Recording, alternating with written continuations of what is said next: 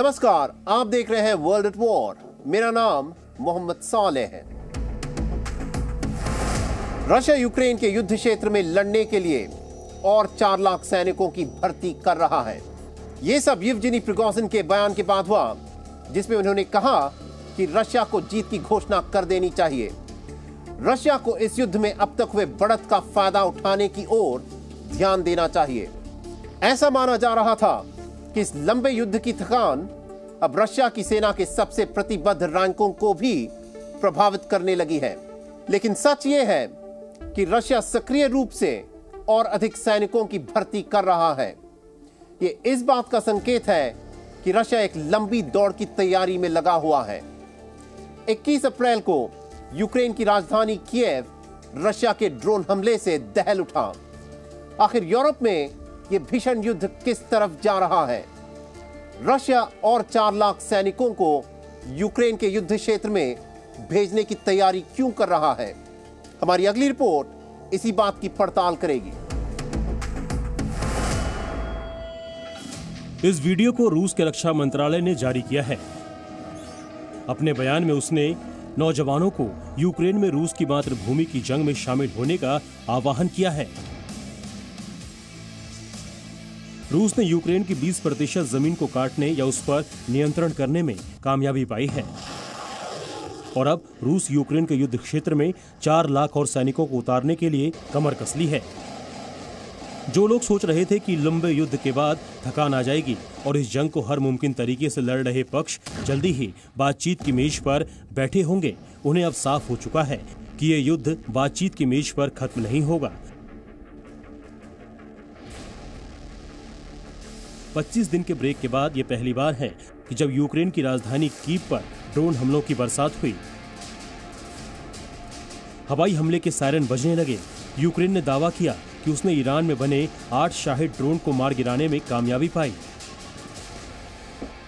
दूसरी तरफ यूक्रेन के बसंत पलटवार की बातें तो खूब हो रही हैं, लेकिन जमीन पर उसका असर दिखना बाकी है। इसकी वजह यह है कि यूक्रेन को हिमर्स रॉकेट सिस्टम से जो बढ़त मिली थी, उस पर वो लगाम लगाने में कामयाब रहा है। पेंटागन के लीक हुए दस्तावेजों से पता चलता है कि यूक्रेन युद्ध में अमेरिका का गहरा दखल है।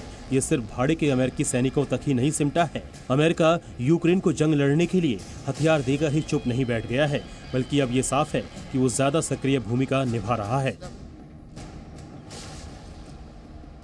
What it tells us is that there is a far more significant US presence. ये बताता है कि जैसे पहले रिपोर्ट किया गया था, उससे अलग यूक्रेन युद्ध में अमेरिका का अहम किरदार है। मसलन ये दस्तावेज बताते हैं कि स्थिति यह है कि अमेरिका स्पेशल ऑपरेशन के सैनिक भी यूक्रेन की जमीन पर मौजूद हैं। ये जानकारी भी मिलती है कि यूक्रेन में सैकड़ों की तादाद में अमेरिकी सरकार के लोग मौजूद हैं। ये बताता है कि 24 घंटे के भीतर अमेरिकी यूनिट्स के जंग के लिए 72 बार उड़ान भरी। यह बहुत बड़ी भूमिका है और इससे इस सोच को बल मिलता है कि ये कोई नाटो का या कोई अंतर्राष्ट्रीय ऑपरेशन नहीं है, बल्कि ये अमेरिका का ऑपरेशन है। और मुझे लगता है कि जिसने भी ये दस्तावेज लीक किए हैं, उसका मकसद भी यही बताना था।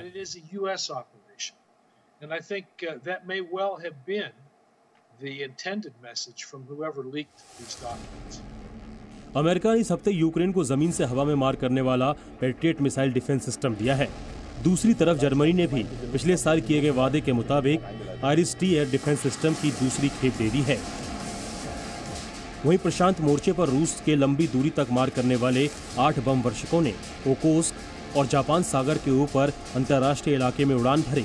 रूसी रक्षा मंत्री सर्गेई शोइगु के मुताबिक रूस का प्रशांत दस्ता इसलिए अलर्ट है क्योंकि वो पूर्वी मोर्चे पर भी खतरा महसूस करता है। आज 9 बजे अपने सुरक्षा कवच को मजबूत करने के लिए औचक निरीक्षण के तहत प्रशांत नौसैनिक दस्ते को अलर्ट कर दिया गया। इस कार्रवाई में एरोस्पेस फोर्सें, सेना और स्पोर्ट यूनिट्स भी शामिल थीं। इस कार्रवाई का मकसद समंदर के रास्ते से होने वाले किसी भी संभावित हमले को नाकाम करने की क्षमता को बढ़ाना था। लिहाजा सवाल यह है कि क्या रूस को ये डर है कि उसे 2 मोर्चों पर युद्ध करने के लिए मजबूत किया जा सकता है? फिलहाल इसके कोई संकेत नहीं है। पिछले सितंबर में यूक्रेन युद्ध के लिए रूस ने 3 लाख की तादाद में रिजर्व सैनिकों की भर्ती की। ऐसी तस्वीरें भी सामने आई थी जब सेना में ना शामिल होना पड़े, इसलिए रूसी लोगों ने अपने घरों को बंद कर लिया था।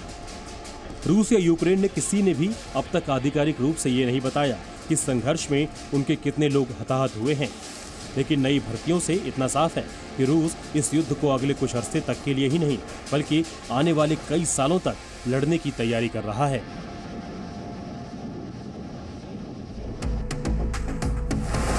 सूडान अफ्रीका का तीसरा सबसे बड़ा देश है और सूडान के अंदर जो कुछ होता है उसका असर शायद ही कभी उसकी सरहदों की हद से बंधा रहता है।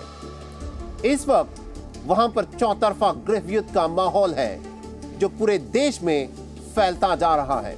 1,20,000 सैनिकों वाली सूडानी सेना के प्रमुख जनरल अब्दुल फताह अल बुरहान और 1,50,000 सैनिकों वाले अर्धसैनिक बल रैपिड सपोर्ट फोर्स के प्रमुख मोहम्मद हमदान दगालो के साथ एक बेलगाम जंग में उलझे हुए हैं। खार्तूम की गलियों में होने वाले इस जंग में भारी हथियारों का इस्तेमाल किया गया है। बमबारी के लिए वायुसेना को तैनात किया गया है। करीब 20,000 लोग इस हिंसा की वजह से देश छोड़कर भाग गए हैं। इस युद्ध का एक आर्थिक आधार भी है। दरअसल सूडान अफ्रीका में सोने का दूसरा सबसे बड़ा निर्यातक है। अमेरिका, रशिया और यूनाइटेड अरब एमिरेट्स जैसे देश यहां अपना प्रभाव बढ़ाने की होड़ में लगे हुए हैं।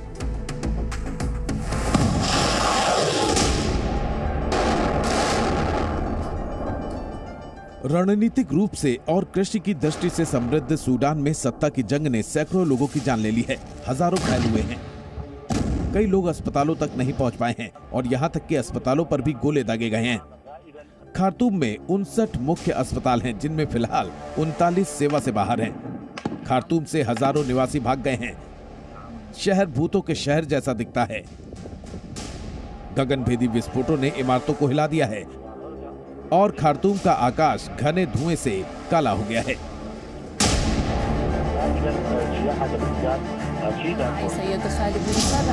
भोजन और ईंधन की घटती आपूर्ति, पानी की कमी और लगातार बिजली कटौती ने हताश नागरिकों को अपने घरों में दुबकने के लिए मजबूर कर दिया है।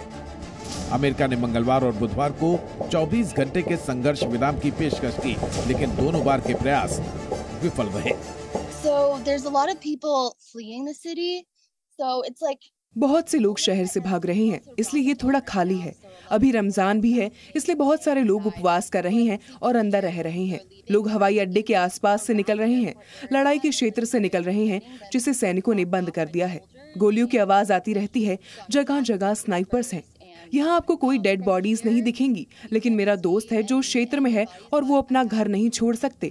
घर है लेकिन बिजली नहीं है, इंटरनेट वो मुश्किल काम कर रहा है। वो खिड़कियों से दूर रहते हैं क्योंकि कभी भी कहीं से भी गोली चल सकती है। And they're all kind of just staying away from windows and things because of stray gunshots. Sudan की सेना और देश के मुख्य अर्धसैनिक बल RSF के बीच झड़पें क्यों हुई? ये सूडान के सैन्य शासन के दो मुख्य गुटों के बीच सत्ता के संघर्ष का मामला है।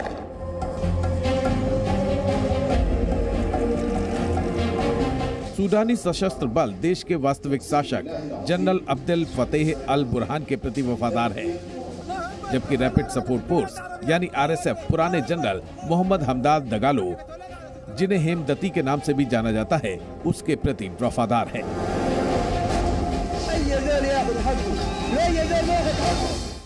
लड़ाई में उलझे इन दोनों गुटों के बीच तनाव का मुख्य कारण RSF का सूडानी सेना में एकीकरण है। पूर्व निरंकुश नेता उमर अल बशीर ने 2013 में दारपुर में एक विद्रोह को कुचलने के लिए RSF की स्थापना की थी, लेकिन खुद बशीर को अप्रैल 2019 में बुरहान और दगालो ने सत्ता से बेदखल कर दिया था। बशीर के 3 दशकों के कड़े शासन के खिलाफ बड़े पैमाने पर जन विरोध भी हो रहा था। इस जोड़ी ने अक्टूबर 2021 में फिर से एक साथ काम किया। बशीर के निष्कासन के बाद स्थापित नागरिक सरकार के खिलाफ एक सैन्य तख्तापलट किया। उस तख्तापलट ने अंतर्राष्ट्रीय स्तर पर समर्थित संक्रमण को पटरी से उतार दिया और सेना को वापस प्रभारी बना दिया।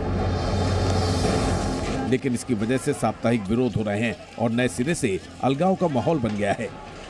सूडानी अर्थव्यवस्था गिर गई है। 2021 के तख्ता पलट के बाद से विरोध प्रदर्शनों में सुरक्षा बलों द्वारा कम से कम 125 लोग मारे गए। हेमेदती एक नए परिवर्तन की योजना के तहत सक्रिय थे, जिसने बुरहान के साथ गहरे बैठे मतभेदों को सतह पर ला दिया। पिछले शनिवार को सेना और अर्धसैनिक बलों के बीच हुए टकराव के बाद स्थिति चरमरा गई। इस परिस्थिति का भू राजनीतिक आयाम भी है, जिसने एक अलग ही परिस्थिति पैदा कर दी है। अमेरिका, रूस, सऊदी अरब जैसी शक्तियां सूडान में प्रभाव बनाने के लिए जूझ रही हैं। इस जंग से पहले भी सूडान की लगभग 1/4 आबादी भुखमरी का सामना कर रही थी। बिगड़ती सुरक्षा स्थिति ने केवल फंसे हुए हजारों लोगों के जीवन को संकट में डाला है। हालांकि दोनों जनरल खुद को सूडान के रक्षक और लोकतंत्र के संरक्षक होने का दावा करते हैं। इस देश ने बहुत कम समय के लिए लोकतंत्र का स्वाद चखा है। इस जंग में न केवल लोकतंत्र की तरफ बढ़ने की किसी भी आशा को कम कर दिया है, बल्कि एक मानवीय संकट की स्थिति को पैदा किया है, जो दिन पर दिन बिगड़ती ही जा रही है।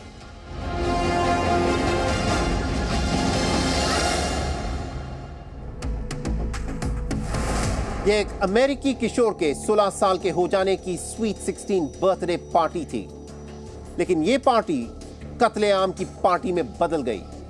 इस पार्टी में हुई गोलीबारी के दौरान 4 नौजवान लोगों की मौत हुई, जिसमें एक ज़हीन एथलीट भी शामिल था, जो फुटबॉल स्कॉलरशिप मिलने के बाद एक यूनिवर्सिटी में दाखिला लेने जा रहा था। इस मामले में गोली चलाने वाले के बारे में अलाबामा पुलिस के पास कोई सुराग नहीं है। हर बार जब भी अमेरिका में कहीं पर भी कोई मास शूटिंग की वारदात होती है, तो एक जैसी बातें सुनाई देती हैं। हर बार अमेरिकी परिवार बाहर आने की हिम्मत जुटाते हैं और मास शूटिंग के दौरान वक्त से पहले मारे जाने वाले बच्चों के लिए शोक मनाते हैं। लेकिन अमेरिका को खुद से एक सवाल पूछना होगा, आखिर वो गन टेरर के मामलों में जान गंवाने वाले अपने बच्चों के लिए कब तक शोक मनाते रहेंगे? और आखिर अमेरिका कब तक इन जानलेवा हथियारों को खरीदने और रखने की लत का गुलाम बनकर उनका शिकार बनता रहेगा? अमेरिका के दक्षिण प्रांत अलाबामा का एक छोटा सा कस्बा डाडेविले मास शूटिंग की एक वारदात से सहम गया। जो एक स्वीट 16 बर्थडे पार्टी थी, वो खौफ की रात में बदल गई जब एक गुमनाम बंदूकधारी ने मोहगनी मास्टरपीस डांस स्टूडियो में पहुंचकर ताबड़तोड़ गोलियां बरसानी शुरू कर दी। इस वारदात में 4 नौजवान मारे गए और 28 से ज्यादा लोग जख्मी हो गए। इस साल 4 या 4 से ज्यादा लोगों की जान लेने वाली मास शूटिंग की वारदात में ये 163वीं वारदात है। इस मामले में 2016 के बाद ये सबसे बड़ा आंकड़ा है। This incident occurred at approximately 10:34 p.m. ये घटना डॉडविले के तालापुसी काउंटी के ब्रॉडनेस स्ट्रीट के 200वें ब्लॉक में रात को करीब 10:34 पर हुई। ये घटना बहुत दुखद है। इसमें 4 जानें चली गईं और इसमें बहुत से लोग जख्मी भी हुए। जैसा कि बताया जा रहा है कि इसमें काफी वक्त लगेगा और ये एक पेचीदा प्रक्रिया है। There's been a multitude of injuries. As they said, this is going to be a long, complicated process. डोडेविले एक दूसरे के साथ मिलकर रहने वाला अलाबामा का एक बहुत छोटा सा इलाका है। यहाँ पर सिर्फ 3200 लोग ही रहते हैं, जो अब इस त्रासदी से उबरने की कोशिश कर रहे हैं। इस मास शूटिंग के पीछे का मकसद साफ नहीं है, लेकिन ज्यादा हैरानी की बात यह है कि अलाबामा पुलिस के पास इस केस के बारे में कोई भी सुराग नहीं है। कोई संदिग्ध भी गिरफ्तार नहीं किया गया है। पुलिस अभी भी मामले की जांच कर रही है और वो सुराग तलाशने में जुटी हुई है, जो हमलावर के बारे में और जानकारी दे सके। अलाबामा के लॉ इन्फोर्समेंट अधिकारियों ने इस मामले को सुलझाने के लिए नागरिकों से मदद की अपील की है। मरने वालों में 18 साल का फिल डॉडवेल भी था, जो एक उभरता हुआ एथलीट था। वो अमेरिकन फुटबॉल स्कॉलरशिप पर जैक्सन स्टेट यूनिवर्सिटी में दाखिला लेने के लिए जाने वाला था।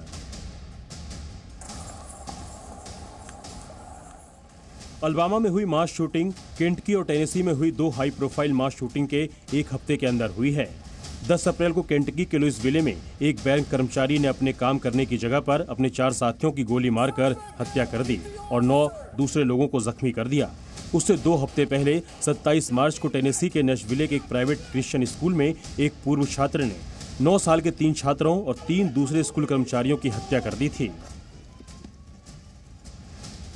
मास शूटिंग की इन ताज़ा घटनाओं के बाद ऐसे मौकों पर आमतौर पर होने वाली निंदा और गन सेफ्टी को लेकर कड़े कानून बनाने की बातें होने लगी।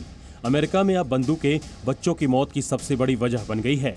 इन सब के बावजूद अमेरिकी लोग जानलेवा बंदूकों को खरीदने और रखने की अपनी लत को छोड़ने को तैयार नहीं दिख रहे हैं। बंदूकें रखने की अमेरिकी लोगों की सनक आखिर क्या कहती है? आखिर क्या बात है कि हर बार जब भी मास शूटिंग की घटना होती है तब अमेरिकी लोग एकजुट होकर शोक मनाने के लिए तो तैयार हो जाते हैं, लेकिन बंदूक रखने के कानूनों को सख्त बनाने की राजनीतिक इच्छा शक्ति को जुटाने में नाकाम रहते हैं। 33 करोड़ के इस मुल्क में करीब 40 करोड़ बंदूकें हैं। बंदूकें वहां रहने वाले लोगों की तादाद से ज्यादा है और इसने अमेरिकी समाज को क्या बना दिया है। आज वहां के स्कूलों में बच्चे भी महफूज नहीं हैं। सड़क पर राह चलता कोई आदमी, किसी कंसर्ट पर गया कोई शख्स या शॉपिंग मॉल में शॉपिंग करने के दौरान कोई भी शख्स कभी भी मारा जा सकता है। खुद को आज़ादी की सरजमी बताने में फक्र महसूस करने वाला अमेरिका एक ऐसा मुल्क बन गया है जहां पर बच्चे मास शूटिंग के डर के बिना स्वीट 16 बर्थडे पार्टी में भी नहीं जा सकते। इटली नशे की तस्करी के मामले में यूरोप के हाईवे के तौर पर बदनाम है। दक्षिण अमेरिका में कोकेन बनाने वाले गिरोहों से सीधा संपर्क रखने वाला इटली का माफिया यूरोप के एक बड़े हिस्से में नशे की खेप पहुंचाने वाले जरिए की तरह काम करता है। 17 अप्रैल को इटली की पुलिस को एक बड़ी कामयाबी हाथ लगी। उन्हें नशे की इतनी बड़ी खेप मिली कि उसे इटली के इतिहास में अब तक की सबसे बड़ी बरामदगी कहा जा रहा है। सिसिली के समुद्र तट के पास वाटरप्रूफ पैकेट्स में तैरती हुई ये खेप करीब 2 टन कोकेन की है, जिसकी अनुमानित कीमत करीब 40 करोड़ अमेरिकी डॉलर बताया जा रहा है। लेकिन इस कामयाबी पर अपनी पीठ ठोकने के बजाय इटली की पुलिस अब इस चुनौती से जूझ रही है कि नशे की अगली खेप को इटली के समुद्र तट तक पहुंचने से कैसे रोका जाए। इटली और ग्रीस के बीच समंदर में प्रवासियों की नावों की तलाश करने वाले एक निगरानी विमान को इत्तेफाक से एक ऐसी चीज दिखाई दे गई जिसकी किसी ने कल्पना नहीं की थी। ये आसानी से खोज निकालने के लिए लगे जीपीएस ट्रैकर से लैस एक तैरने वाली चीज से बहुत करीने से बंधे हुए 70 वाटरप्रूफ पैकेट्स थे, जो धीरे धीरे सिसिली के समुद्र तट के पास मेसिना से कटारिया के बीच धीरे धीरे बहकर आ रहे थे।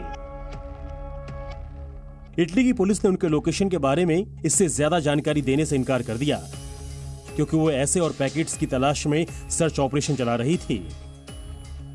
लेकिन सवाल